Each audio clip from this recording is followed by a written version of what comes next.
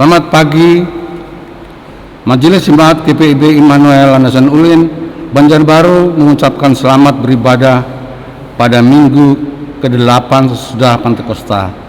Kiranya ibadah yang kita lakukan saat ini berkenan di hadapan Tuhan dan kita diberkati olehnya. Pemberita firman pada ibadah ini adalah Pendeta Agus Prastio Mulyono. Ajakan beribadah. Jemaat, marilah berdiri untuk menyambut firman Tuhan hadir di tengah-tengah persekutuan kita.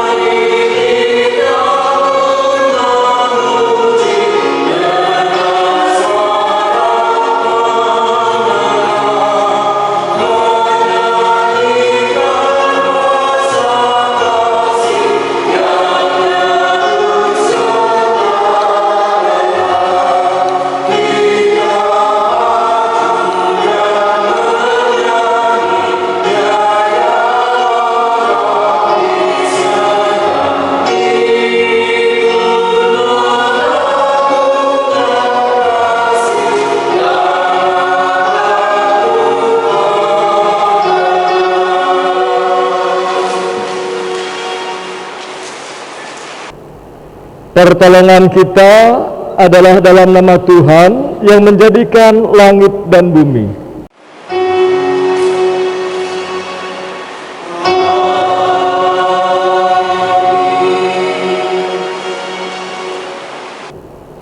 Karena itu, saudara-saudaraku yang kekasih, berdirilah teguh, jangan goyah, dan giatlah selalu dalam pekerjaan Tuhan.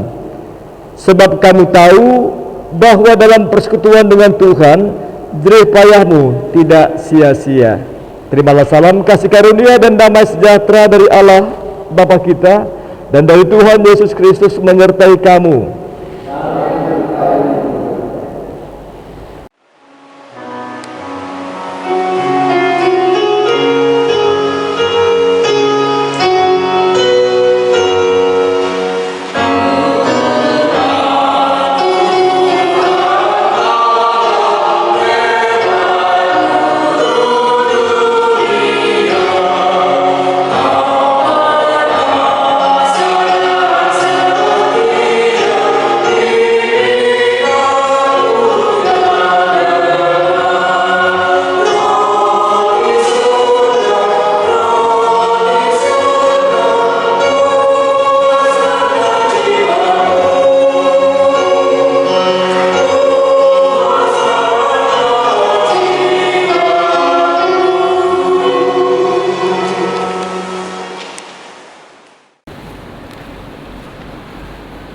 Dengan rasa sesal dan malu dan dengan kerendahan hati marilah mengaku akan dosa-dosa kita.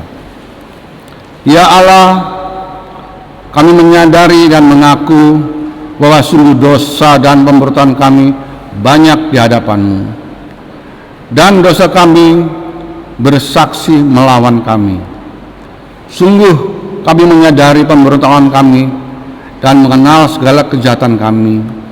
Kami telah memberontak dan mungkir terhadap Tuhan, berbalik dari mengikuti Allah kami. Kami merancangkan berbagai pemerasaan dan penyelewengan. Hati kami mengandung dosa dan melahirkannya dalam kata-kata. Karena itu kami mohon kepadamu ya Bapa, ampunilah segala dosa dan pemberontakan kami. Baharuilah kami supaya kami layak mengenal anak-anak-Mu. Demikian pengakuan umat-Mu. Dengarlah ya Tuhan. Amin.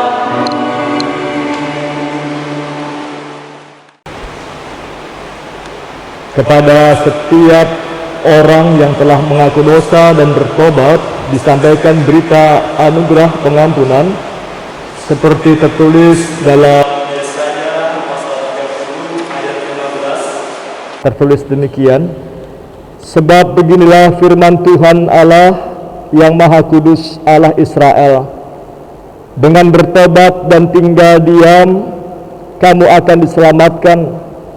Dalam tinggal tenang dan percaya terletak kekuatanmu. Berdasarkan firman Tuhan itu, sebagai pelayan Yesus Kristus, kami memberitakan bahwa pengampunan dosa telah berlaku dalam nama Bapa, Anak, dan Roh Kudus. Syukur kepada Tuhan.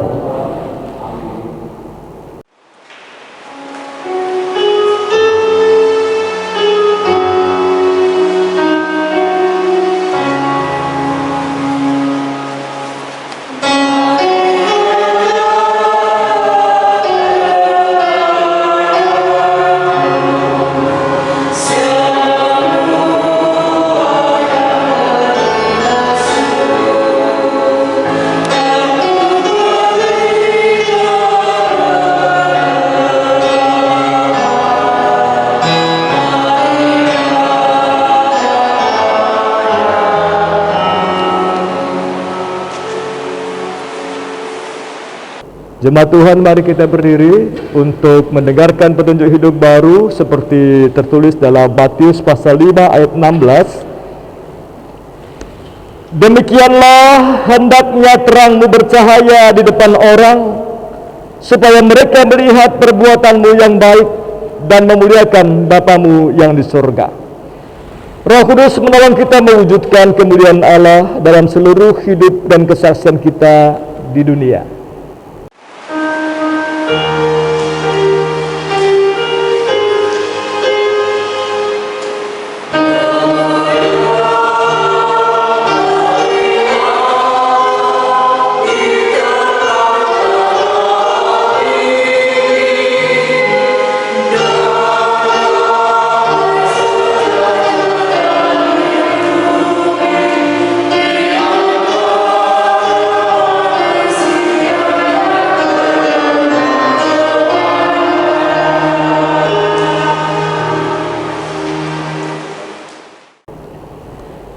Dipersilakan Bapak Josis untuk mempersembahkan pujiannya.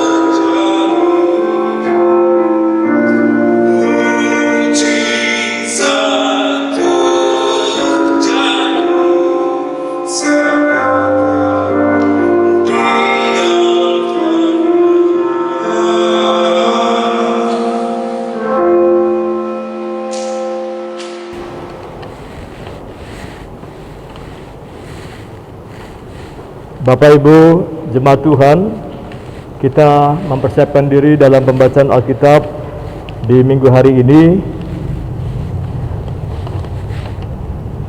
minggu ke-18 sesudah Pentakosta. Pembacaan Alkitab didasarkan dari Kisah Para Rasul pasal 19 ayat 1 sampai 12. Dan mari kita berdoa mohon bimbingan Tuhan. Ya Allah Bapa di surga,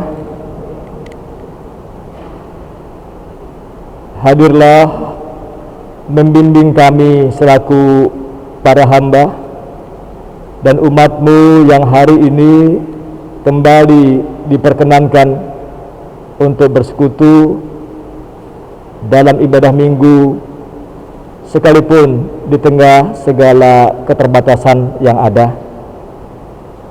Bimbinglah kami semuanya di dalam penyertaan Roh Kudus, sehingga kami dimampukan untuk tetap teguh, gigih, dan tekun di dalam merespon, menjawab panggilan dan pengutusan umat-Mu di tengah dunia ini. Berfirmanlah ya Tuhan, kami siap untuk mendengar dan melakukannya.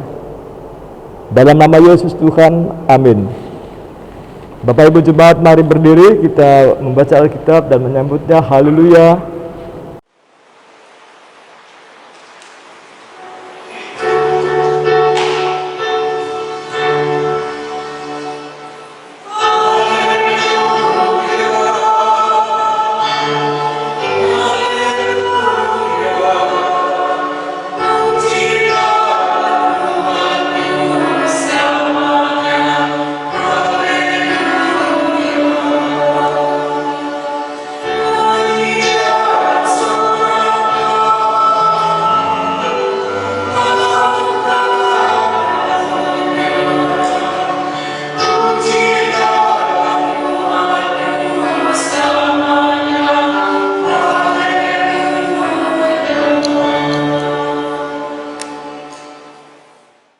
Bacaan Alkitab hari ini diambil dari kitab Perjanjian Baru, Kisah Para Rasul 19 ayat 1 sampai 12. Kisah Para Rasul 19 ayat 1 sampai 12 yang menyatakan, ketika Apolos masih di Korintus, Paulus sudah menjelajah daerah-daerah pedalaman dan tiba di Efesus. Di situ didapatinya beberapa orang murid. Katanya kepada mereka, "Sudahkah kamu menerima Roh Kudus ketika kamu menjadi percaya?" Akan tetapi mereka menjawab dia, "Belum. Bahkan kami belum pernah mendengar bahwa ada Roh Kudus." Lalu kata Paulus kepada mereka, "Kalau begitu, dengan baptisan manakah kamu telah dibaptis?" Jawab mereka, "Dengan baptisan Yohanes." Kata Paulus, "Baptisan Yohanes adalah pembaptisan orang yang telah bertobat, dan ia berkata kepada orang banyak bahwa mereka harus percaya kepada Dia yang datang kemudian daripadanya, yaitu Yesus." Ketika mereka mendengar hal itu, mereka memberi diri mereka dibaptis dalam nama Tuhan Yesus. Dan ketika Paulus menumpangkan tangan di atas mereka, turunlah Roh Kudus ke atas mereka, dan mulailah mereka berkata-kata dalam bahasa roh dan bernubuat.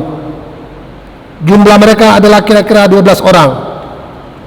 Selama 3 bulan Paulus mengunjungi rumah ibadat di situ dan mengajar dengan berani.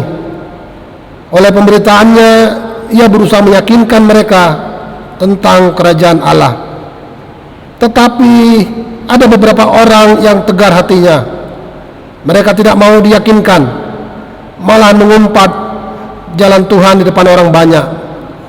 Karena itu, Paulus meninggalkan mereka dan memisahkan murid-muridnya dari mereka, dan setiap hari berbicara di ruang kuliah Tiranus. Hal ini dilakukannya 2 tahun lamanya. sehingga semua penduduk Asia mendengar firman Tuhan, baik orang Yahudi maupun orang Yunani. Oleh Paulus, Allah mengadakan mujizat-mujizat yang luar biasa. Bahkan orang membawa sapu tangan atau kain yang pernah dipakai oleh Paulus dan meletakkannya atas orang-orang sakit, maka lenyaplah penyakit mereka dan keluarlah roh-roh jahat. Hendaklah firman Tuhan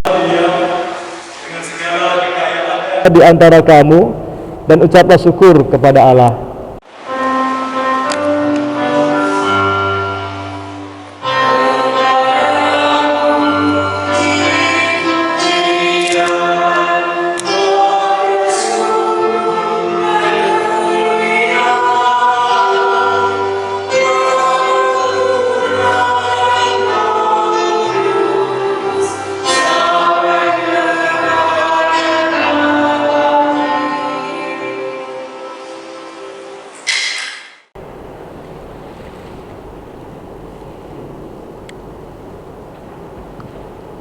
Bapak Ibu warga jemaat Tuhan yang hari ini beribadah di rumah-rumah, baiklah kita mengawali perenungan kisah para rasul ini dengan sebuah pertanyaan sederhana.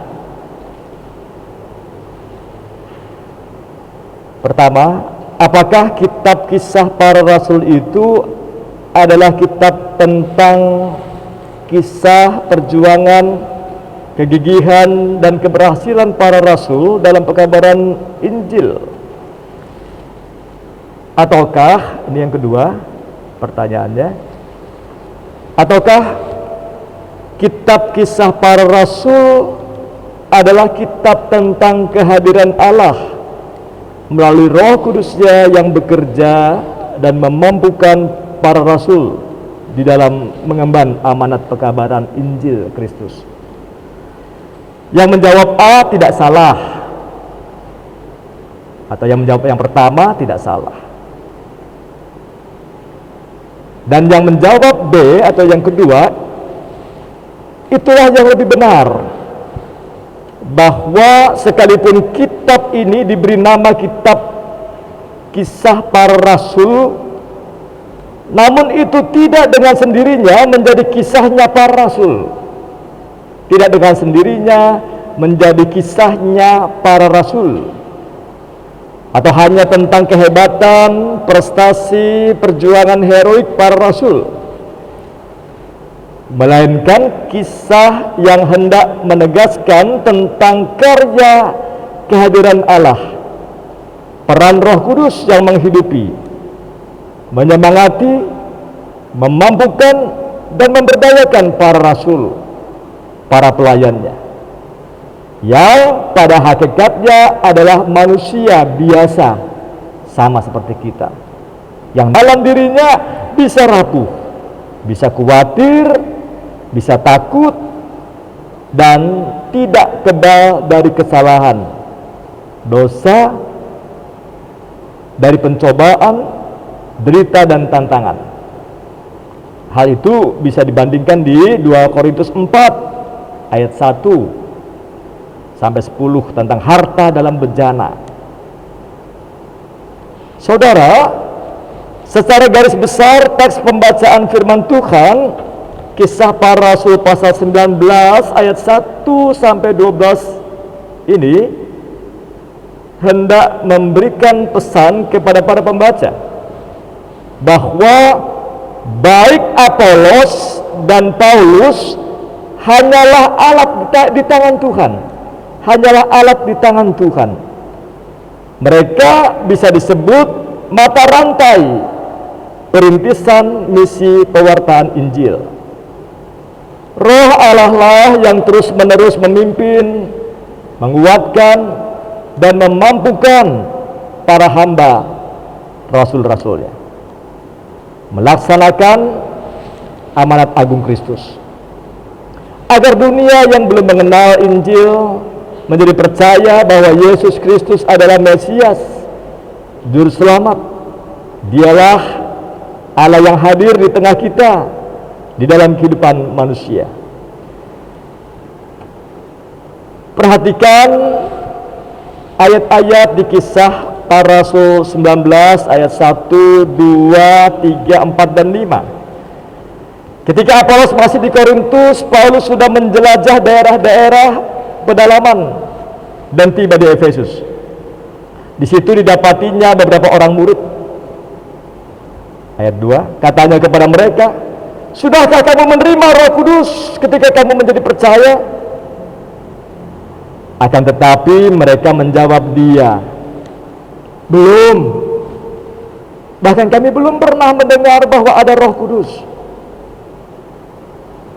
Lalu kata Paulus kepada mereka, "Kalau begitu, dengan baptisan manakah kamu telah dibaptis?" Jawab mereka, "Dengan baptisan Yohanes." Ayat 4, kata Paulus, baptisan Yohanes adalah pembaptisan orang yang telah bertobat atau baptisan pertobatan. Dan ia berkata kepada orang banyak bahwa mereka harus percaya kepada Dia yang datang kemudian daripadanya, yaitu Yesus. Ayat 5, ketika mereka mendengar hal itu, mereka memberi diri mereka dibaptis dalam nama Tuhan Yesus. Bandingkan Matius 28 ayat 19 20, ya. Ada kata di situ, ada ucapan Yesus di Matius 28, dan baptislah mereka dalam nama Bapa, Putra, dan Roh Kudus. Saudara, ayat-ayat di atas tentu bisa mengundang pertanyaan, mengapa harus ada dua baptisan? Apakah baptisan Yohanes tidak sah sehingga orang harus dibaptis lagi untuk kedua kalinya dengan baptisan Roh Kudus? Baptisan yang dilakukan oleh Paulus. Saudara, pastinya apa yang disampaikan Rasul Paulus di sini bukan dimaksudkan untuk baptis ulang seperti apa yang sering terjadi dalam kehidupan bergereja di masa kini. Sering kan kita dengar ya, dalam hidup bergereja di masa kini, Dek, kamu dulu di gerejamu dibaptis dengan cara apa? Oh, dulu waktu saya dibaptis hanya orang tua dan saksi saja yang tahu bahwa saya dibaptis dengan air yang dicurahkan di kepala saya. Lalu pendeta itu berkata, "Oh, mari sini, kamu harus baptis ulang. Karena baptisan yang pertama di gerejamu dulu bukan baptisan yang benar. Mana ada dibaptis airnya hanya untuk kepalanya saja. Ajaran dari mana itu? Karena itu kamu harus dibaptis kembali, ya, dengan diselam. Seluruh badanmu harus masuk ke dalam air." Saudara, ada beberapa referensi ayat Alkitab Perjanjian Lama yang sebenarnya menunjukkan bahwa hal ritual baptisan itu sebenarnya sudah dikenal di Israel jauh sebelum Yesus lahir. Coba baca di Perjanjian Lama 2 Raja-Raja 5 ayat 14, 2 Raja-Raja pasal 5 ayat 14 tentang Naaman yang disembuhkan. Ada kata tertulis di 2 Raja-Raja 5 ayat 14, "Maka turunlah ia membenamkan dirinya 7 kali dalam sungai Yordan, sesuai dengan perkataan abdi Allah itu. Lalu pulihlah tubuhnya kembali seperti tubuh seorang anak, dan ia menjadi tahir." Dan ada juga yang disebut baptisan Yohanes. Apa itu? Yaitu suatu ritual baptisan yang dilayani oleh Yohanes bagi setiap orang yang menyesali perbuatan dosa, pelanggaran, lalu bertobat. Tentu baptisan dari Yohanes Pembaptis ini juga bukan hal baru dalam ritual ibadah Israel pasca pembuangan di Babel.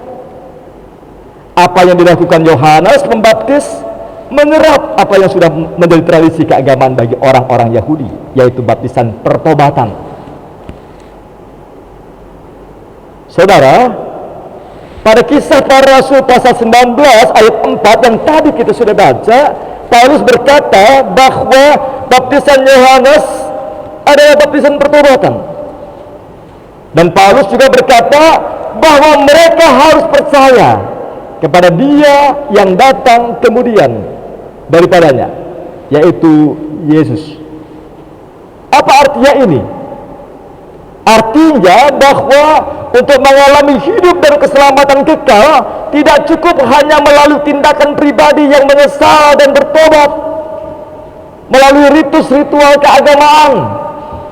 Tidak cukup hanya orang datang dan menenggelamkan dirinya, menyelamkan dirinya dan berkata, saya menyesal, saya bertobat. Tidak cukup melalui ritus keagamaan, tidak memadai untuk dapat hidup kekal dan mengalami keselamatan kekal. Melainkan hanya jika setiap orang percaya kepada Yesus. Itu maksudnya Paulus. Jika setiap orang percaya kepada Yesus bahwa Dialah Mesias, Juru Selamat dan Tuhan penebus dosa dunia, hanya Dia. Mari kita teruskan pada ayat berikut, ayat 6. Dan ketika Paulus menumpangkan tangan di atas mereka, turunlah Roh Kudus ke atas mereka, dan mulailah mereka berkata-kata dalam bahasa roh dan bernubuat. Ayat ini tentu mengingatkan para pendengar atau para pembaca pada peristiwa Pentakosta dalam Kisah Rasul 2 ayat 4. Dikatakan di situ di Kisah Rasul 2 ayat 4, maka penuhlah mereka dengan Roh Kudus, lalu mereka mulai berkata-kata dalam bahasa-bahasa lain, seperti yang diberikan oleh Roh itu kepada mereka. Yang penting bagi kita adalah bahwa Roh Kudus yang turun adalah manifestasi Allah yang hadir dan bekerja di dalam pribadi para utusannya, serta menjadi kesaksian di tengah masyarakat. Ayat berikut. Tetapi ada beberapa orang yang tegar hatinya. Itu bisa kita tafsirkan bahwa di mana-mana ada saja perlakuan kepada gereja atau kepada para hamba Tuhan, kepada umat Tuhan, perlakuan-perlakuan yang tidak baik. Ingat, selalu saja ada di mana-mana orang yang tidak percaya dan mengeraskan hatinya, yang tidak sejahtera dengan kehadiran pengikut Kristus, yang tidak sejahtera mendengarkan Injil firman Tuhan. Hal ini bisa terjadi dimanapun, baik di internal maupun eksternal. Karena itu Paulus meninggalkan mereka dan memisahkan murid-muridnya dari mereka.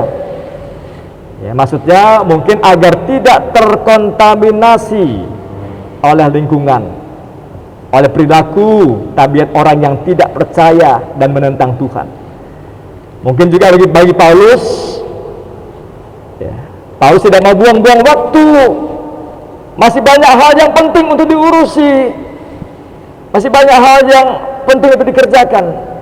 Prinsipnya Injil harus diwartakan. Apa yang tergambar dalam ayat ini mengingatkan kita juga pada apa yang dilakukan Paulus di Makedonia. Kisah Rasul 18 ayat 5 dan 6. Itu ada di Kisah Rasul 18 ayat 5 dan 6. Kisah di mana Paulus mencurahkan waktunya, ya dikata ada tertulis di situ.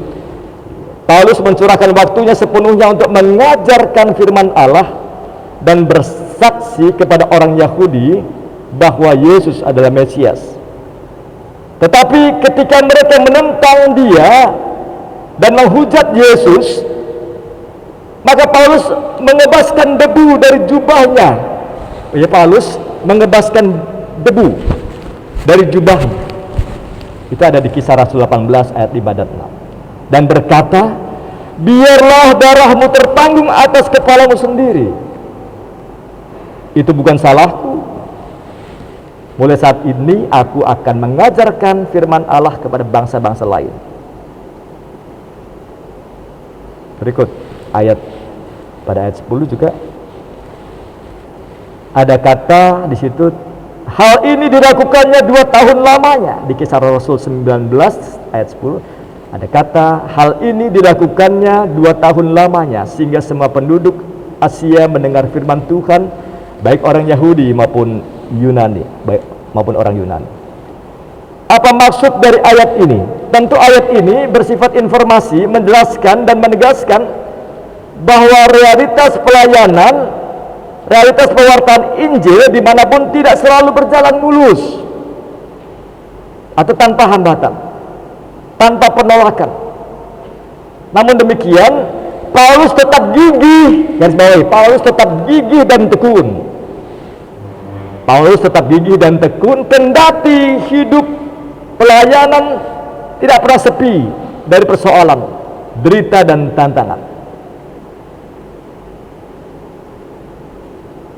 Paulus masih tetap melayani, bertahan, maju terus, dan tekun. Dikatakan di ayat ini selama 2 tahun di Efesus. Saudara, hal kegigihan dan ketekunan Paulus pastinya menjadi bahan renungan setiap pribadi orang percaya pengikut Yesus, bahwa banyak orang Kristen yang pada awal-awal mengikuti Tuhan tampak begitu bersemangat, menggebu-gebu di dalam Tuhan.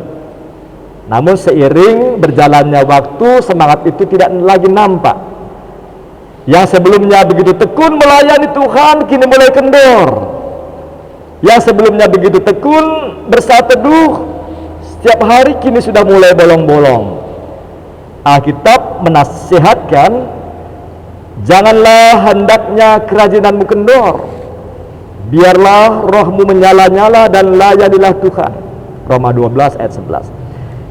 Ingatlah selalu bahwa tanpa ketekunan, apapun yang kita kerjakan tidak akan pernah membawa hasil yang maksimal. Karena pada dasarnya penyertaan Allah, Roh Kudusnya kepada setiap orang meminta respon balik, yaitu keseriusan, kesungguhan, komitmen, tanggung jawab, kegigihan, dan ketekunan. Lalu di ayat berikut, ayat 11, ada kata, oleh Paulus Allah mengadakan mukjizat-mukjizat yang luar biasa. Pengkalimatannya bisa juga begini, bahwa Allah berkenan untuk menyatakan kuasa kehadirannya dalam pelayanan Paulus, dan Allah berkenan hadir dan menyatakan kuasanya melalui mukjizat yang diadakan Paulus. Ayat 12, bahkan orang membawa sapu tangan atau kain yang pernah dipakai oleh Paulus, ada di ayat 12 ya, dan meletakkannya atas orang-orang sakit, maka lenyaplah penyakit mereka dan keluarlah roh-roh jahat.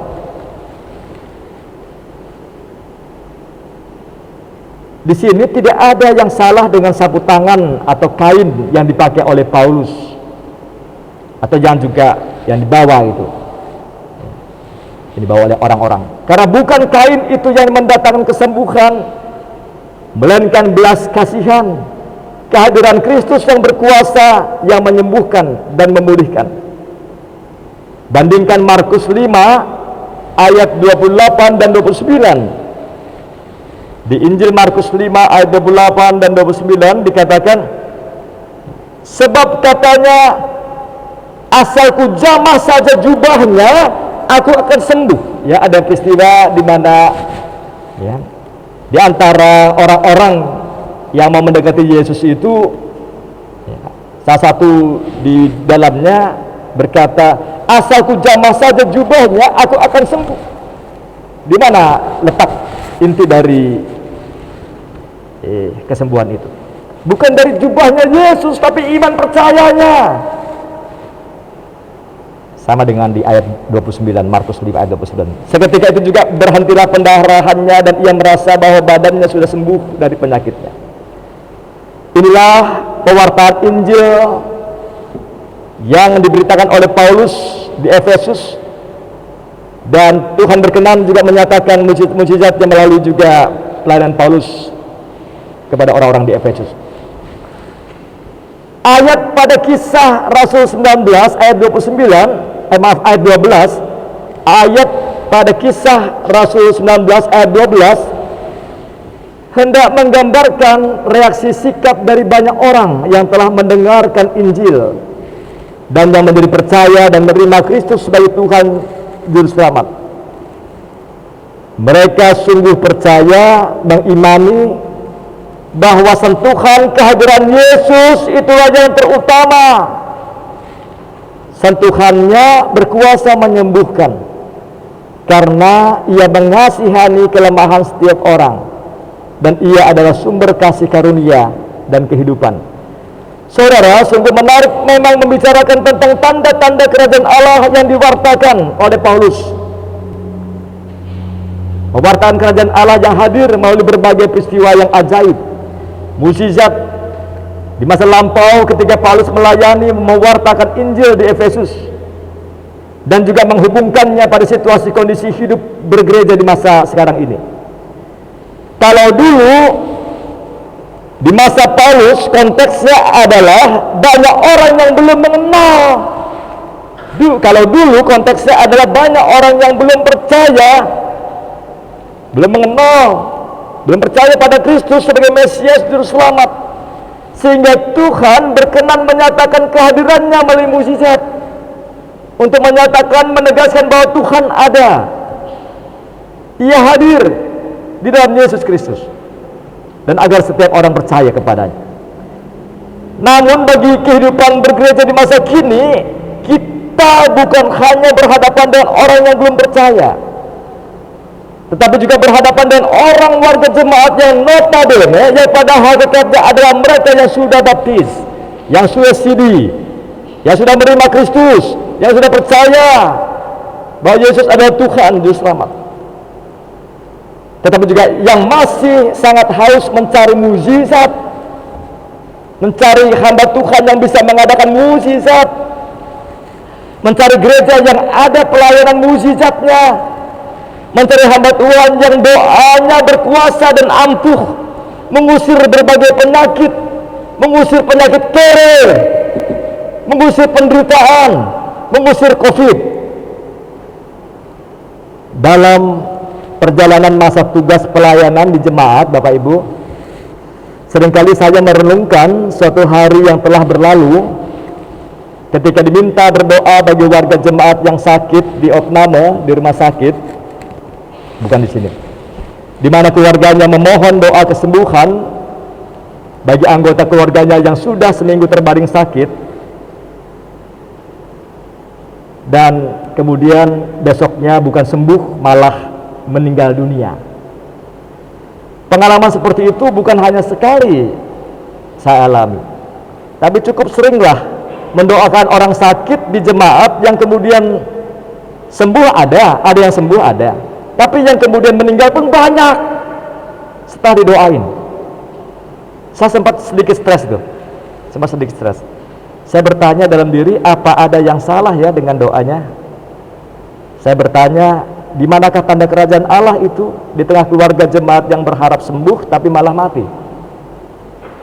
Tapi syukurlah saya segera menyadari, tidak lama saya stres, tidak lama-lama saya menemukan jawaban yang berkata dalam hati saya bahwa tidak ada yang salah dengan pelayanan doanya, atau tidak ada yang salah dengan doa seolah-olah doa itu doanya salah sambung. Semua yang terjadi adalah ada dalam kuasa dan kehendak Tuhan. Atas seizin Tuhan, peristiwa suka duka dinyatakan agar Tuhan tetaplah Tuhan adanya, agar Tuhan tetap Tuhan yang hidup, yang bebas menyatakan kuasa dan kehendaknya, agar manusia belajar tunduk dan beriman dengan ikhlas, tulus, rendah hati dalam hidup beragama serta ibadahnya, agar setiap orang umat Tuhan itu percaya, mempercayakan pergumulan hidup sepenuhnya pada Tuhan. Bandingkan Kidung Jemaat 408, suka duka dipakainya untuk kehidupanku. Bandingkan juga kisah orang yang buta sejak lahir di Injil Yohanes pasal 9 ayat 1 sampai 4. Di Injil Yohanes pasal 9 ayat 1 sampai 4 dikisahkan, waktu Yesus sedang lewat, ia melihat seorang yang buta sejak lahirnya. Murid-muridnya bertanya kepadanya, Rabi, siapakah yang berbuat dosa, orang ini sendiri atau orang tuanya, sehingga ia dilahirkan buta? Jawab Yesus, bukan dia, bukan juga orang tuanya, tetapi karena pekerjaan Allah harus dinyatakan di dalam dia. Saudara, saya merasa dikuatkan, diteguhkan dengan ayat itu untuk tetap melayani, untuk tetap mendoakan. Saudara, jadi apa kesimpulan renungan hari ini dari apa yang telah kita baca di Kisah Rasul 19? 1. Bahwa Paulus gigih mengunjungi berbagai tempat, menjelajahi pedalaman untuk memberitakan Injil. Hal ini menunjukkan semangat dalam diri Paulus yang terus menyala-nyala. Kegigihan dan ketekunannya semakin nampak ketika dia menghadapi tantangan dan orang-orang yang suka berbantah-bantah. 2.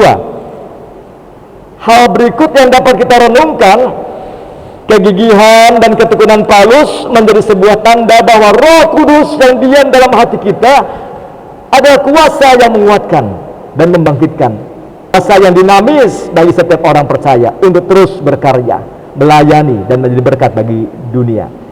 3. Bahwa kegigihan dan ketekunan Paulus ini menjadi pendorong dan penyemangat yang memotivasi kita untuk belajar dan bangkit dari keterpurukan. Tantangan yang dihadapi Paulus tidak melemahkan semangatnya untuk terus memberitakan kerajaan Allah. Meskipun dibenci dan berhadapan dengan berbagai kesulitan, Paulus terus maju pantang mundur. 4. Teruskanlah sendiri. Tapi yang terpenting ialah selalu ingat apa yang dikatakan oleh Paulus. Katanya, karena itu saudara-saudaraku yang kekasih, berdirilah teguh, jangan goyah, dan giatlah selalu dalam pekerjaan Tuhan, sebab kamu tahu bahwa dalam persekutuan dengan Tuhan jerih payahmu tidak sia-sia. 1 Korintus 5 ayat 58. Jadi Bapak Ibu Jemaat, teruslah bekerja, teruslah melayani, teruslah bernyanyi, teruslah berdoa, dan lakukanlah semuanya itu untuk Tuhan. Amin.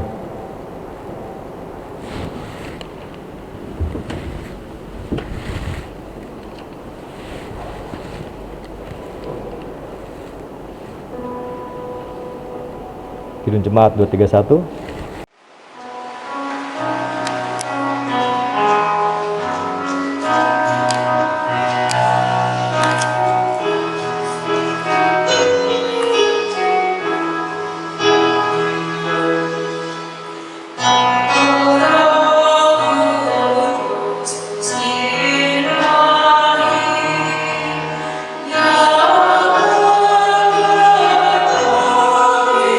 Suci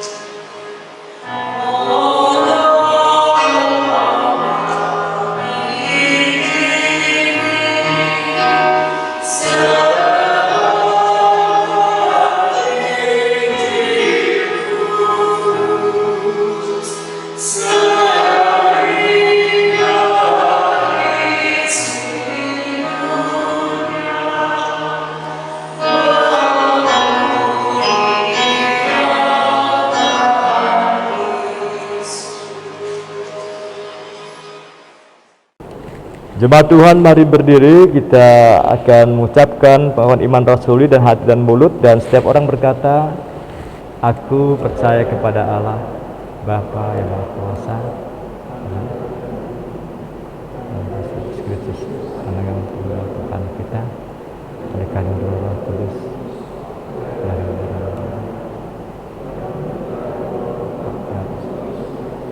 salibkan, kita dikuburkan, turun ke pada hari yang ketiga, balik keluar naik salibkan, duduk di sebelah kanan Allah Bapa yang Maha Kuasa, anak saya untuk menghakimi orang beriman. Aku percaya pada Roh Kudus, gereja Kristen Allah, persekutuan dosa, kebangkitan lagi. Duduk kembali.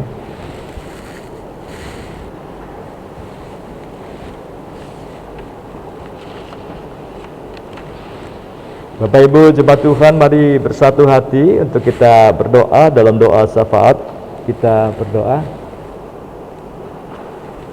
Terima kasih, kami sungguh bersyukur bahwa masih ada waktu dan hari untuk kami selaku gereja jemaat Tuhan di segala tempat, secara khusus juga gereja-gereja GPIB, kami kembali dapat mengalami persekutuan dalam ibadah minggu hari ini di tengah segala keterbatasan, tetapi kami tetap percaya bahwa Tuhan tidak hanya hadir dalam keramaian, Tuhan tidak hanya hadir di dalam juga aktivitas-aktivitas yang begitu meriah, tetapi juga Tuhan hadir di tengah juga keheningan, kesepian, dan kesendirian. Karena itu kami pantas untuk selalu bersyukur bahwa suka dan duka hidup manusia, hidup umatmu tetaplah ada dalam perhatian Tuhan, tetap ada dalam kendali dan pemeliharaan Tuhan Yesus Kristus, sumber damai sejahtera. Ya Bapa di surga, kami mengucap syukur juga bahwa hari ini kembali mendengar firman-Mu, kisah para rasul, bagaimana Tuhan memberdayakan dan memampukan para hamba, para rasul, Paulus salah satunya, untuk bekerja dan melayani dan mewartakan kabar baik, menghadirkan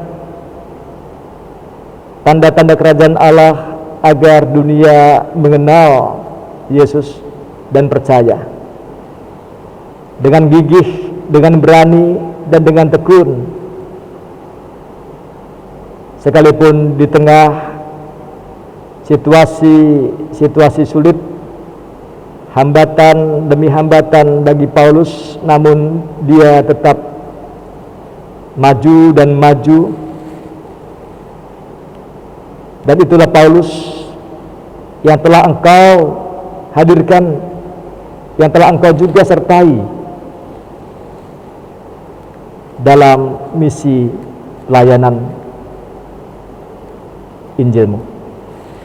Kiranya kami pun selaku umat, selaku murid-murid-Mu, selaku juga gereja jemaat Tuhan dimanapun berada, beroleh kasih karunia, sebagaimana juga Tuhan menghadirkan kuasa, hikmat, dan penyertaannya bagi para hamba-Mu di masa lampau. Demikian juga kiranya kami selaku gereja jemaat-Mu, selaku para pelayan-Mu beroleh juga kasih karunia di tengah kesadaran kami sebagai manusia yang tidak luput dari dosa, dari kelemahan, dari kerapuhan kami. Karena itu mantapkanlah hati dan iman percaya kami bahwa kekuatan kami, kemampuan kami sungguh berasal dari Roh Kudus Tuhan yang hadir. Allah Bapa di surga, sebagai umat-Mu, kami juga hari ini mengingat dan mempercayakan segala pergumulan yang sedang dialami oleh dunia, oleh bangsa Indonesia, oleh masyarakat, dan kami semua, yang sampai hari ini kami masih ada dalam masa prihatin,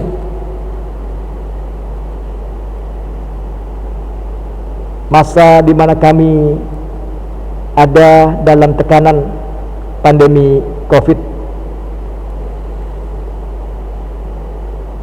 Bimbinglah kami ya Tuhan, baik sebagai pemerintah, sebagai warga masyarakat, sebagai keluarga, dan sebagai pribadi umat-Mu, untuk tetap percaya bahwa Tuhan adalah sumber dari masa depan kami. Tuhan adalah sumber dari hidup kekal kami.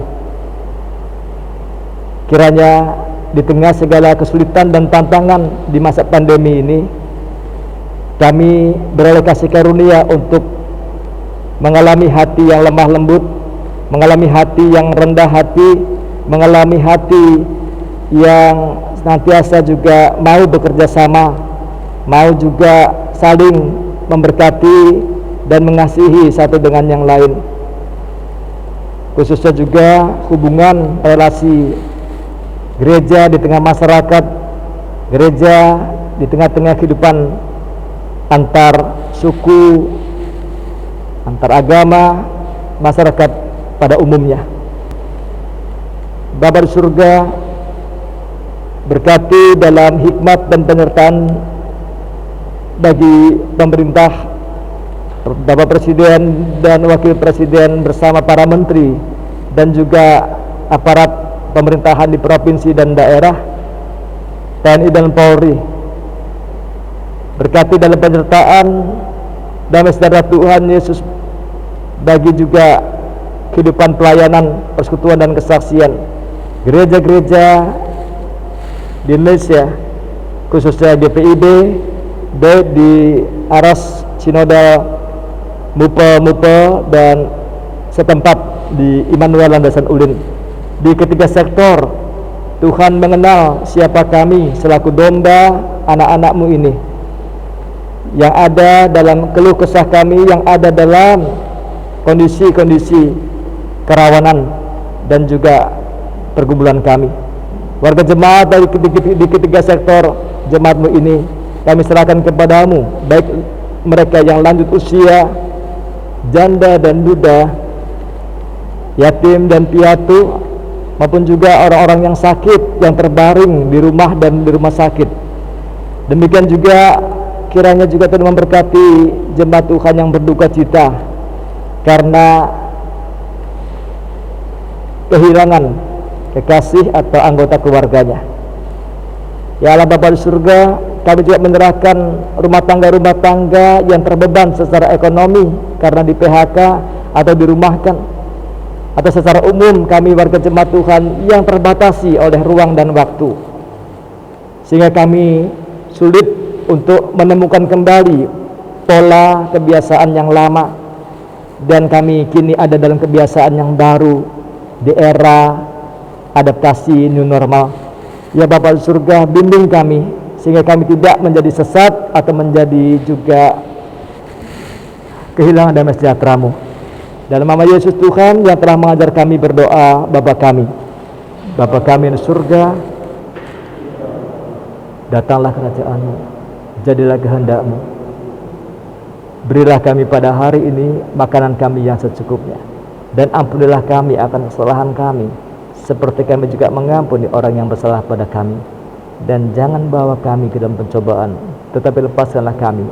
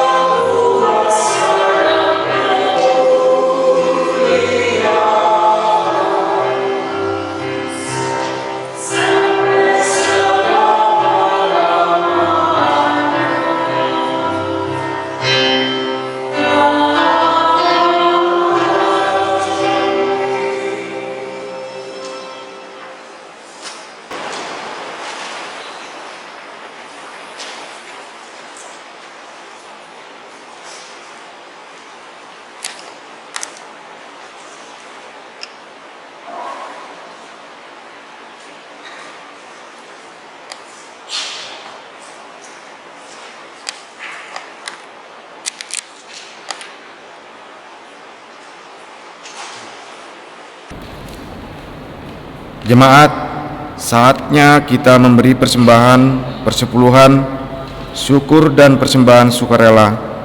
Alkitab mengatakan, Mazmur Daud, Tuhanlah yang mempunyai bumi serta segala isinya, dan dunia serta yang diam di dalamnya. Mazmur 24 ayat yang pertama. Tuhan memberkati saudara dan persembahan yang saudara beri. Marilah kita bernyanyi dari Gita Bakti 86 ayat 1 dan 4.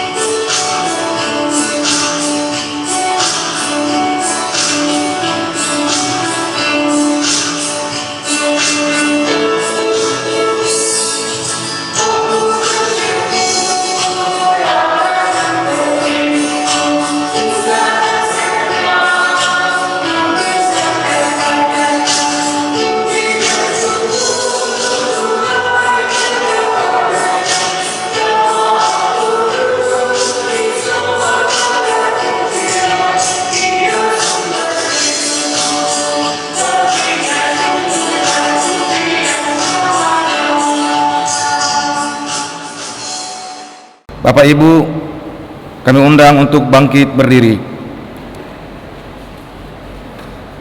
Marilah kita mendoakan persembahan kita yang kita sudah kumpulkan.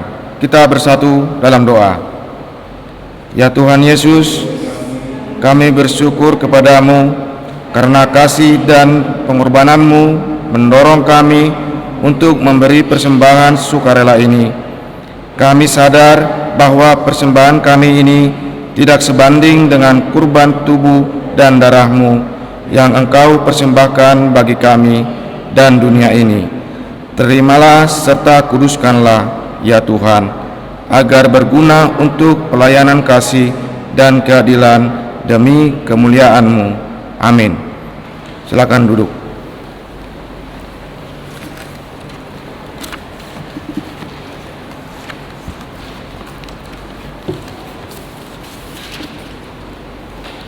Warta Jemaat Minggu 27 September 2020. Majelis Jemaat mengucapkan selamat hari Minggu kepada seluruh warga Jemaat GPIB Immanuel Landasan Ulin. Tuhan Yesus memberkati kita semua.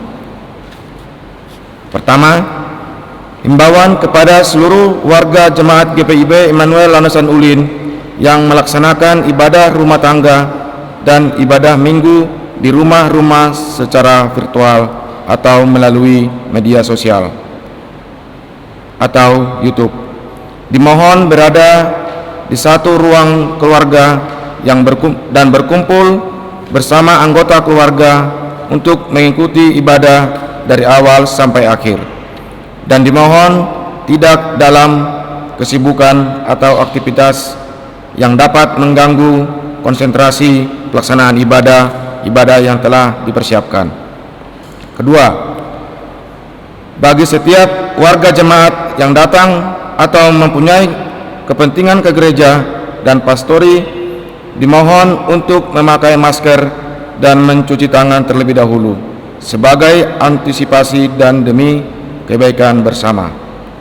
3. Peneguhan calon pengurus pelkat pelayanan pelkat akan dilaksanakan gladi bersih persiapan peneguhan pengurus pelkat pada hari Jumat 9 Oktober 2020 pukul 17.00 WITA bertempat di gereja.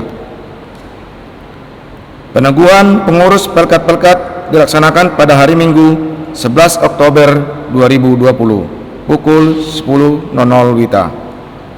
4. Peneguhan Sidi akan dilaksanakan gladi bersih persiapan peneguhan warga Sidi baru pada hari Jumat 16 Oktober 2020 pukul 17.00 WITA bertempat di gereja.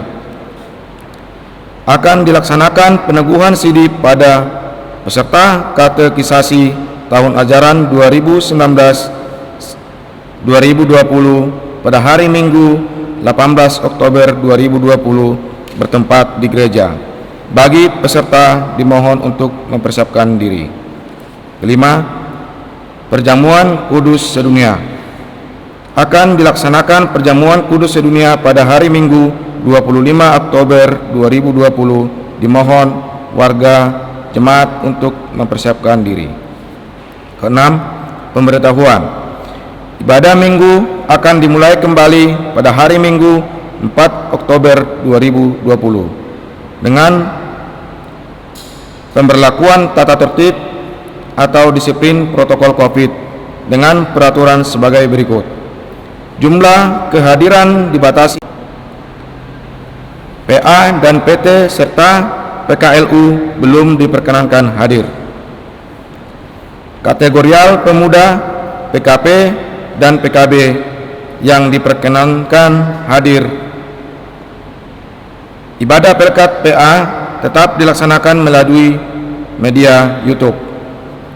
Ibadah pelkat PT akan dilaksanakan 1 bulan 2 kali, bertempat di gereja pada minggu pertama dan ketiga pukul 8 sampai pukul 9 WITA. Untuk minggu kedua dan keempat diadakan melalui rekaman.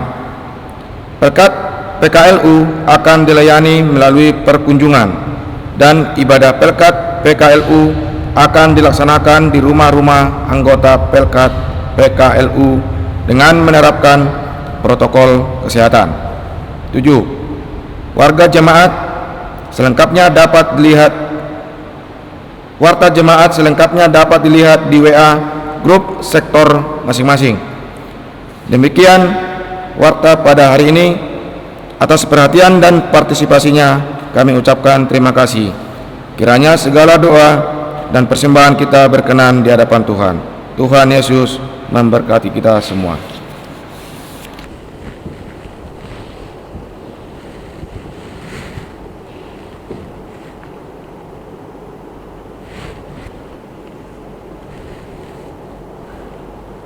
Jemaat Tuhan, pergilah, beritakanlah kabar baik bahwa Yesus adalah sumber damai sejahtera melalui hidup dan kerjamu sehari-hari.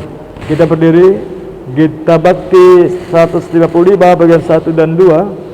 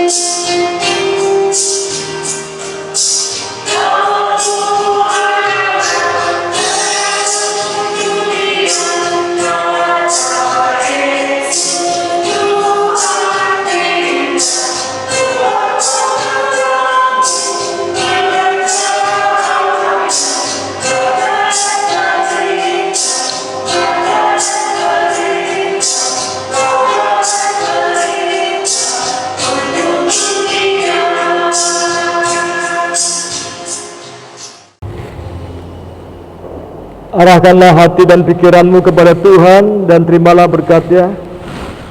Tuhan memberkati engkau dan melindungi engkau. Tuhan menyinari engkau dengan wajah-Nya dan memberi engkau kasih karunia. Tuhan menghadapkan wajah-Nya kepadamu dan memberi engkau damai sejahtera.